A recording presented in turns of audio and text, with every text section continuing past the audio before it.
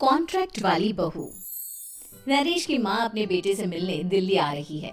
इस बात का पता चलते ही नरेश के दिल में हलचल मच जाती है। नरेश अपनी माँ के स्वागत की तैयारी में लग जाता है। साथ ही उसे डर भी सताने लगता है कि उसकी माँ कहीं अपनी पुरानी जिद पर फिर से बैठ ना जाए। हे भगवान, इस बार बचा लो। अगले साल पक्का माँ की जिद पूरी कर दूंगा। तभी दरवाजे की घंटी बजती है। नरेश दरवाजा खोलता है तो सामने अपने मकान मालिक को देखकर हैरान हो जाता है, क्योंकि उनके साथ एक सुंदर सी लड़की भी थी। अब नमस्ते अंकल, कुछ काम था, मुझे बुला लेते। आपने क्यों कष्ट किया? अरे नहीं नहीं, इसमें कष्ट कैसा। मैं तो बस तुम्हें रीना से मिलवाने आया था। आज से रीना तुम्हारे साथ इसी फ्लैट में रहेगी। अंकल, कोई लड़का फ्लैटमेट नहीं है? एक अनजान लड़की के साथ रहना मेरे लिए थोड़ा अजीब होगा। देखो नरेश, मैं तुम्हें पहले भी बता चुका हूँ कि इस फ्लैट में तुम्हें किसी ना किसी के साथ एडजस्ट करना ही होगा, या फिर तुम अकेले पूरे फ्लैट का किराया दे दो, मैं किसी को नहीं रखूंगा। नरेश अपने मकान मालिक की बात सुन के रीना के साथ रहने के लिए तैयार हो जाता है, पर अंदर ही अंदर उसे ये बात खाने लगती है कि वो अपनी माँ को क्या जवाब देगा जब उसकी माँ रीना के बारे में उसे पूछेगी। दिन बीतने लगते हैं। नरेश और रीना अच्छे दोस्त भी बन जाते हैं, पर अभी भी नरेश अपनी प्रॉब्लम का सलूशन नहीं ढूंढ पाता। एक दिन नरेश बहुत परेशान सा बैठा होता है। तभी रीना उसे पूछती है, क्या हुआ नरेश, तुम काफी परेशान लग रहे हो, सब ठीक तो है ना? हाँ सब ठीक है, बस एक छोटी सी प्रॉब्लम है। वो एक्चुअली 2 दिन बाद मेरी माँ मुझसे मिलने आ रही है। अरे तो इसमें प्रॉब्लम क्या है, ये तो खुशी की बात है। हाँ रीना, बट मेरी माँ एक जिद लेकर बैठ गई है कि मैं शादी कर लूँ, पर मैं अभी इस चीज के लिए तैयार नहीं हूँ। ऊपर से जब वो तुम्हें देखेगी तो 100 सवाल करेगी, क्या जवाब दूंगा? अरे इसमें कोई टेंशन वाली बात नहीं है। मेरे पास ना इस प्रॉब्लम का सलूशन है, जिससे ना तुम्हें शादी करनी पड़ेगी और ना ही तुम्हारी माँ मेरे बारे में कुछ पूछेंगी। रीना की बात सुनकर नरेश सोच में डूब जाता है। वो सोचता है कि रीना खुले ख्यालों वाली लड़की है, कहीं माँ को सच बता ना दे। नरेश को सोच में डूबा देखकर रीना कहती है, अरे क्या हुआ, किस सोच में पड़ गए? डोंट वरी, जैसा तुम सोच रहे हो ना वैसे कुछ भी नहीं है। मेरे पास एक प्लान है। मैं कुछ समझ नहीं पा रहा हूँ, कैसा प्लान? मैं समझाती हूँ। हम ना एक कॉन्ट्रैक्ट मैरिज कर लेते हैं। फिलहाल मेरे पास जॉब नहीं है, तो तुम इस रूम का किराया दे देना जब तक तुम्हारी माँ यहाँ रहेंगी, सिर्फ तब तक। और तुम अपनी माँ से कह देना कि मैं तुम्हारी पत्नी हूँ, इससे वो मेरे यहाँ रहने पर कोई सवाल भी नहीं करेंगी। अरे बात तुम्हारी ठीक है, पर माँ से झूठ बोलना, ना ना पापा, मैं ये रिस्क नहीं ले सकता। कोई और आइडिया दो ना तुम।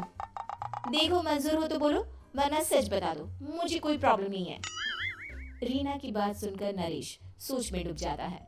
बहुत सोचने के बाद जब उसे कोई रास्ता नहीं मिलता, तो वो रीना के बताए हुए रास्ते पर चलने के लिए तैयार हो जाता है।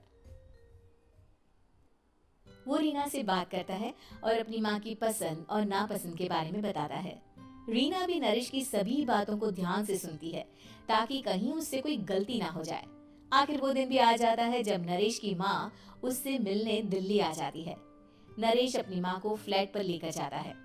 जैसे ही नरेश की माँ फ्लैट के अंदर जाती है, रीना उसके पैर छू लेती है। ये देखकर नरेश की माँ थोड़ी घबरा जाती है और नरेश से पूछती है, अरे बेटा नरेश, ये कौन है? माँ ये आपकी बहू रीना है। माफी चाहता हूँ, सब कुछ इतनी जल्दी में हुआ कि आपको बता ही नहीं पाया, इसलिए सोचा कि क्यों ना आपको सरप्राइज दिया जाए। अरे बेटा, मैं तो बस तेरा घर बसा हुआ देखना चाहती थी। हाँ बहुत अरमान थे अपनी इकलौती बेटी की शादी को लेकर, लेकिन कोई बात नहीं, शायद किस्मत को यही मंजूर होगा। ये कहते ही नरेश की माँ रीना को गले लगा लेती है। रीना बेटिया, मेरा बेटा ना थोड़ा नादान है, पर तुम काफी समझदार लगती हो, और मैं जानती हूँ कि तुम इसका बहुत अच्छे से ध्यान रखोगी। माँ आप चिंता मत कीजिए, मैं सब संभालूंगी। नरेश की माँ अपने बहू और बेटे के साथ खुशी खुशी रहने लगती है। दिन बीतने लगते हैं। नरेश की माँ और रीना का रिश्ता बहुत मजबूत होता चला जाता है। वो दोनों सारा दिन एक साथ रहती और खूब बातें करती। इधर साथ रहते रहते नरेश और रीना भी एक दूसरे से प्यार करने लगते हैं। दोनों को इस बात का एहसास हो जाता है, फिर भी वो इस बात को छुपा कर ही रखते हैं। एक दिन नरेश की माँ और रीना शादी के बारे में बात करने लगते हैं। रीना बिटिया, ये तो नरेश ने मुझे बिना बताए शादी कर ली, वरना मैं तो अपनी इकलौती बेटी की शादी इतनी धूमधाम से करती कि सारी दुनिया देखती रह जाती। अच्छा माँ, आप ऐसा भी क्या करती नरेश और मेरी शादी में जो दुनिया देखती रह जाती? अरे बिटिया, एक माँ के अरमान तुम अभी नहीं समझोगी। मैं तो अपनी बहू को एक रानी की तरह लेकर आती और शादी भी बिल्कुल शाही अंदाज में करती, पर मेरे तो सारे अरमान ऐसे ही रह गए। खैर, मुझे तो अपने बेटे और बहू की खुशी चाहिए बस। ये कहते हुए नरेश की माँ की आंखों में आंसू आ जाते हैं। रीना भी ये सुनकर ख्यालों में खो जाती है, क्योंकि वो भी मन ही मन खुद को नरेश की पत्नी और उसकी माँ की बहू मानने लगी थी।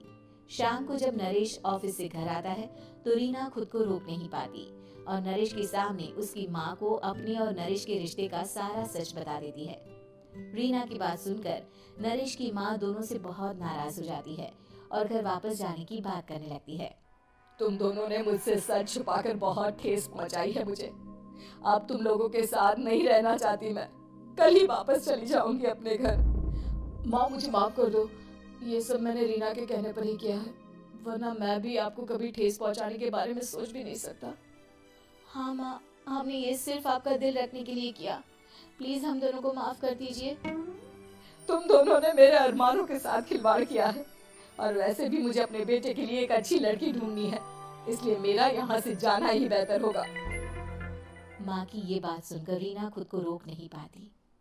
माँ, क्या मैं आपके घर की बहू बनने लायक नहीं हूँ? रीना की बात सुनकर नरेश हैरान रह जाता है।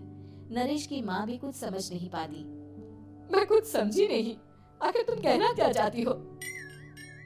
माँ, मैं वो नरेश से बहुत प्यार करती हूँ और साथ ही साथ मैं आपको भी अपनी माँ मान बैठी हूँ।